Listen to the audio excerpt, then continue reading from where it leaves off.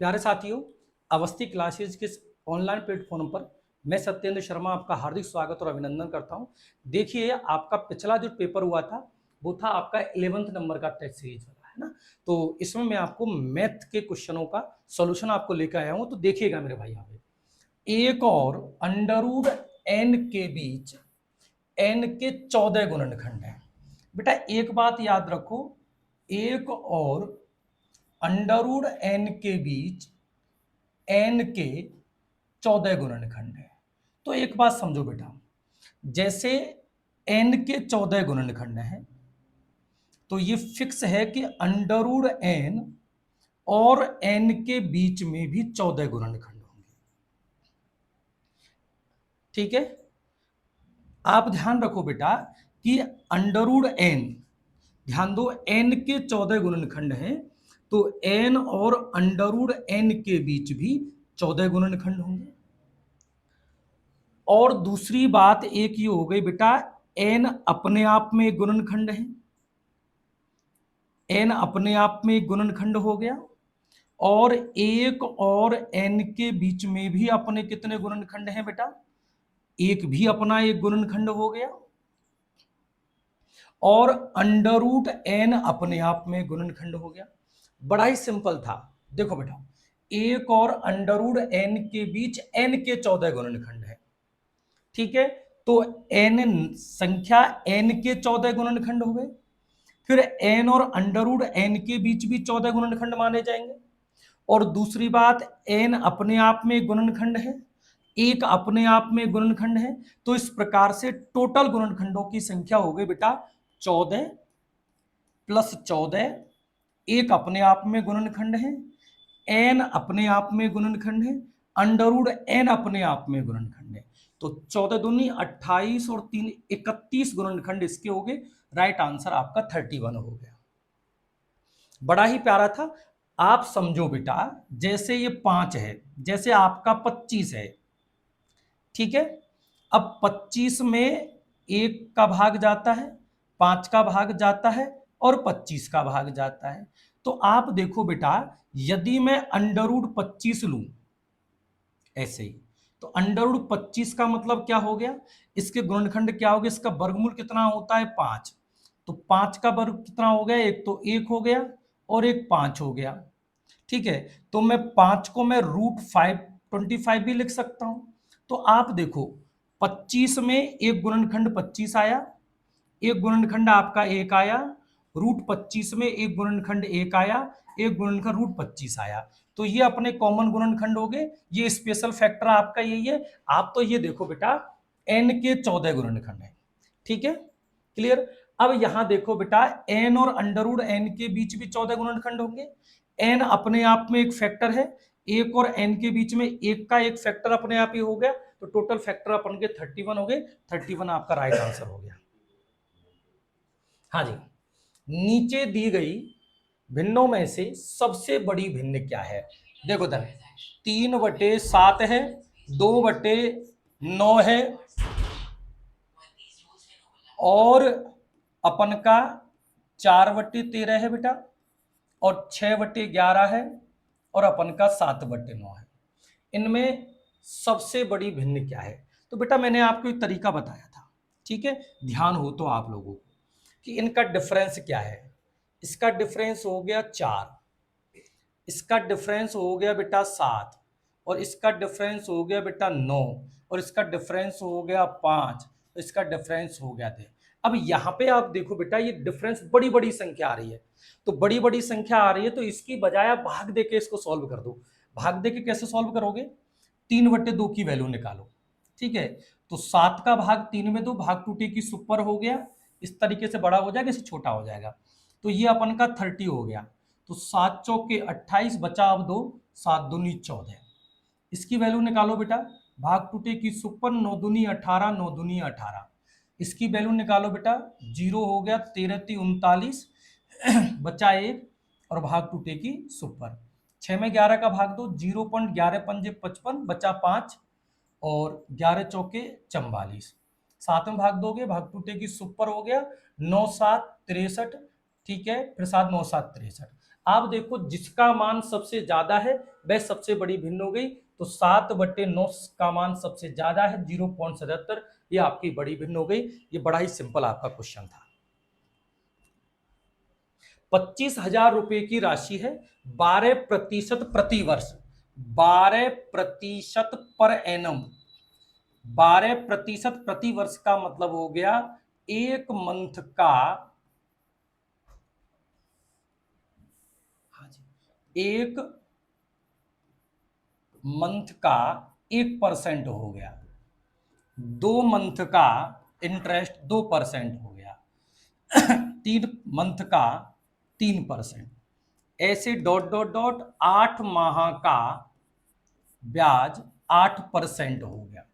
ठीक है, अब क्या कह रहा है, प्रति वर्ष की दर से 2 वर्ष के लिए चक्रवृद्धि ब्याज क्या होगा यदि ब्याज प्रत्येक 8 महीने में संयोजित है। इसका मतलब है दोस्तों कि हर 8 महीने के बाद हिसाब हो रहा है।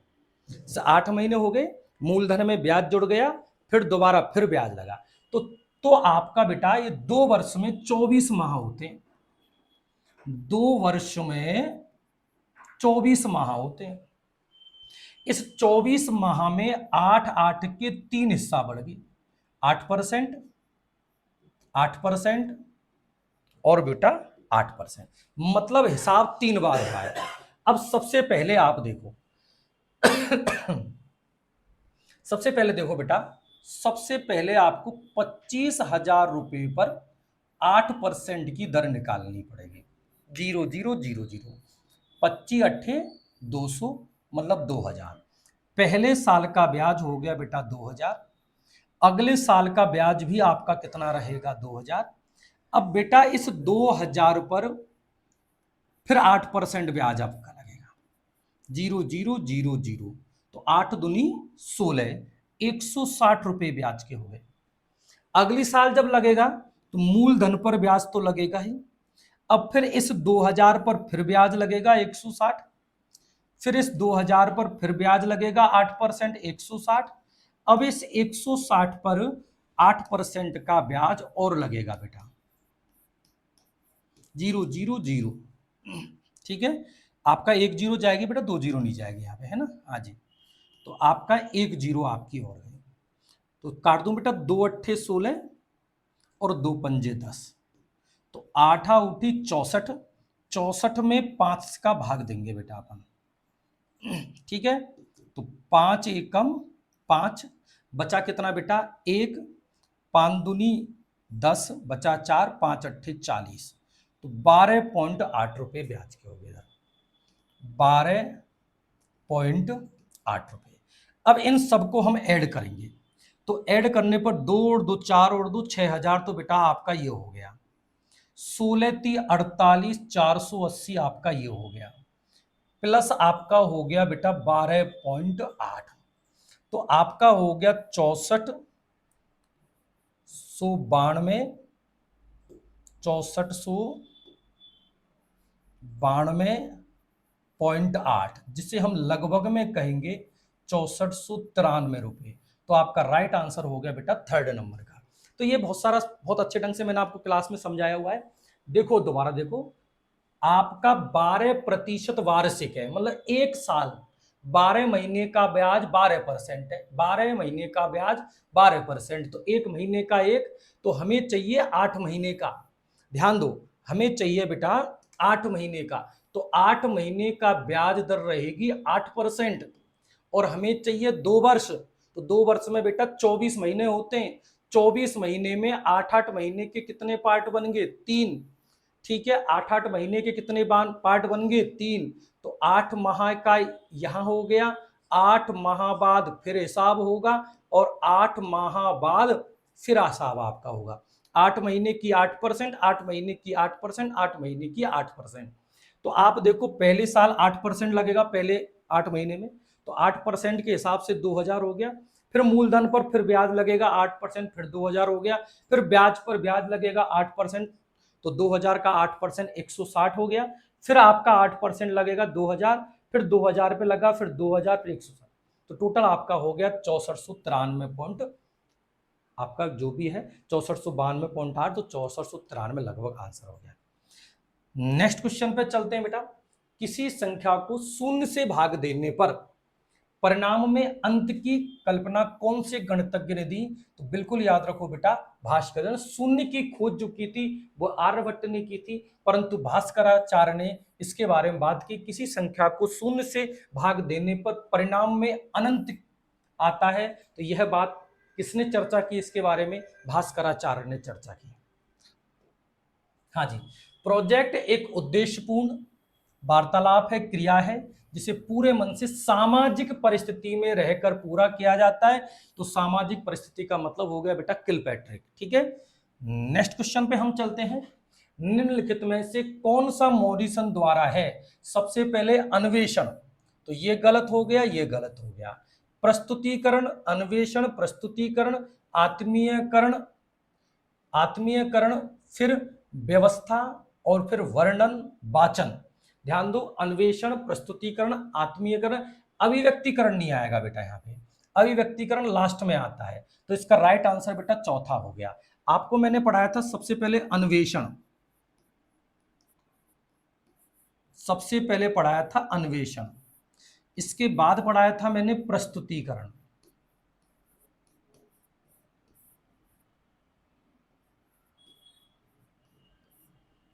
तीसरा पढ़ाया था आत्मीयकरण, और चौथा बताया था व्यवस्था। व्यवस्था को हम संगठन भी बोलते हैं। और पांचवा पढ़ाया था वर्णन अथवा वाचन, अभिव्यक्तिकरण। ध्यान है, गंगापुर वाले जीजा जी आए हैं। ठीक है, तो लास्ट अपन क्या पूछते हैं? और बिल्कुल ठीक हो, अच्छे हो, उस तरीके से मैंने आपको समझाया। तो ये हो गया सबसे पहले अन्वेषण, प्रस्तुतिकरण, आत्मीकरण, व्यवस्था, वर्णन। ये इसका राइट आंसर हो गया। 4th नंबर का पहला गलत हो गया। ठीक है, हाँ जी, ये देखो, ये वाला चित्र आपका इस प्रकार से था। ठीक है, ये वाला आपका 40 डिग्री था। यहां पे आपका क्या था बेटा? एक्स, और यहां पे जो था बेटा वाई। आपको ध्यान हो, यहां पर भी एक्स था आपका और यहां पर भी आपका वाई था। ये वैल्यू आपकी 110 की हो गई। बड़ा ही सिंपल पार्ट था, आपको मैंने बताया था, ध्यान हो। तो कैची वाले पैटर्न में ये वाला जो भाग है, तो ये वाला जो भाग होगा जिसको मैं क्यू मानता हूं, तो ये वाला भाग हो गया एक्स प्लस वाई प्लस 40, ये वाला भाग। ठीक है, इसको मान लेता हूं बेटा थीटा। तो आपकी जो थीटा की जो वैल्यू हो गई वो आपकी हो गई है बेटा एक्स प्लस वाई प्लस 40। इसी प्रकार ये वाला जो वैल्यू है 110, ये 110 की वैल्यू होगी theta plus x plus y बराबर 110 होगी। ठीक है, उठा करके इसकी वैल्यू यहां पे रखनी है थीटा की। तो थीटा की वैल्यू उठा करके यहां पे रखो। जैसे थीटा की वैल्यू उठा करके यहां पे आप रखोगे एक्स प्लस वाई प्लस 40, और बेटा x प्लस वाई आपका पहले से यहां पर है, और इसकी वैल्यू हो गई बेटा आपकी 110। ठीक है, तो x प्लस वाई, तो यहां पे होगा twice of x plus y equal to, आप लोग देखो बेटा, ये 40 पक्षांतरण होके इधर जाएगा, तो 110 में से आप 40 को हटाओगे। ठीक है, तो आप जैसे इसको हटाओगे तो 2 इंटू बेटा x प्लस जो वाई की वैल्यू है वो आपका हो गया बेटा 70। ठीक है, और 2 से जब आप 70 को काटोगे तो आपका निकल के आया 35। और बस यही तो आंसर था, यही तो आंसर था आप लोगों का, कि आपको थीटा की वैल्यू निकालनी थी। x प्लस वाई की वैल्यू कितनी आई? 35, और यहां पे क्या रखा? 40। तो आपका राइट आंसर हो गया बेटा 75।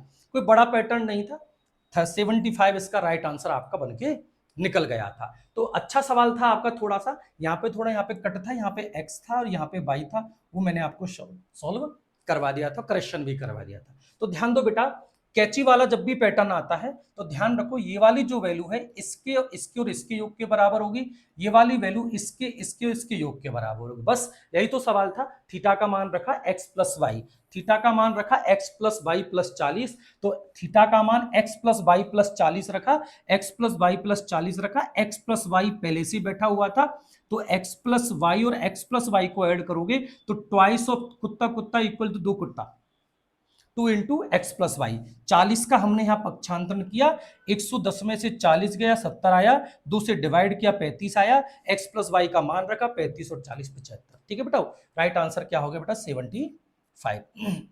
नेक्स्ट क्वेश्चन पे चलते, बड़ा ही शानदार क्वेश्चन था।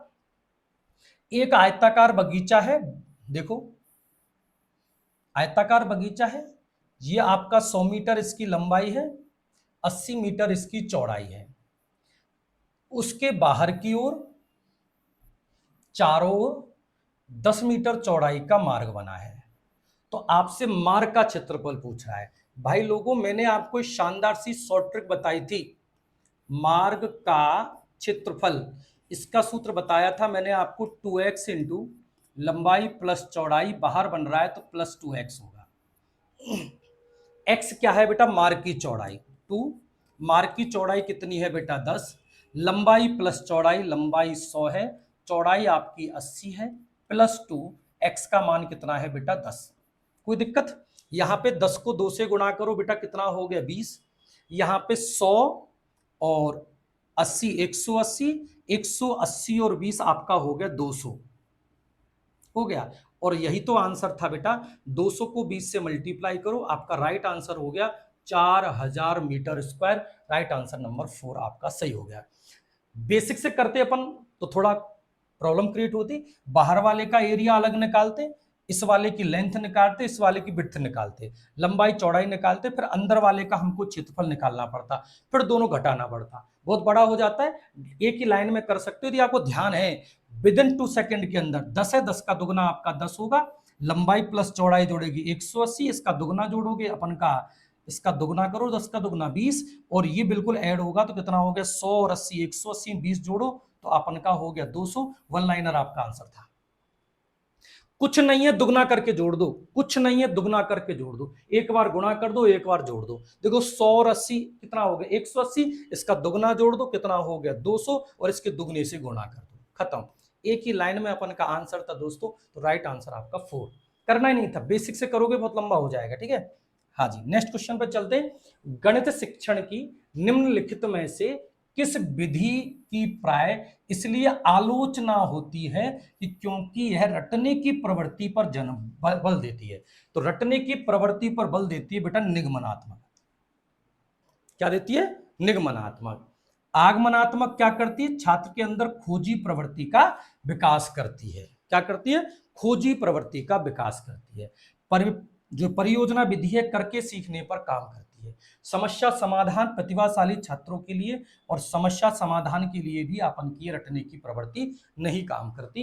तो रटने की प्रवृत्ति काम करती है बेटा निगमनात्मक। तो ये आपके 9 क्वेश्चन थे मैथ के अंदर, और सारे क्वेश्चन बड़े ही अच्छे थे। पहला क्वेश्चन थोड़ा प्रॉब्लम क्रिएट करेगा, उस पहले वाले क्वेश्चन में ध्यान रखना, 1 और रूट n के बीच आपसे पूछ रहा है, बोल रहा है n के 14 गुणनखंड है। जैसे ये जो संख्या है ना बेटा, तो n के 14 गुणनखंड है, और जब आप बात करोगे n और अंडर रूट n के बीच भी 14 गुणनखंड होते हैं, ये फिक्स है। ठीक है, इसके बाद n अपने आप में गुणनखंड है, अंडर रूट n अपने आप में गुणनखंड है, और 1 अपने आप गुणनखंड है। तो 14 दूनी 28 और 3 और आपका ऐड हो गया, तो पहले वाले का आंसर 31 था। ठीक है, और जो भी आपको प्रॉब्लम क्रिएट हो तो आप इसको और अच्छे ढंग से समझ सकते हो। तो धन्यवाद मेरे।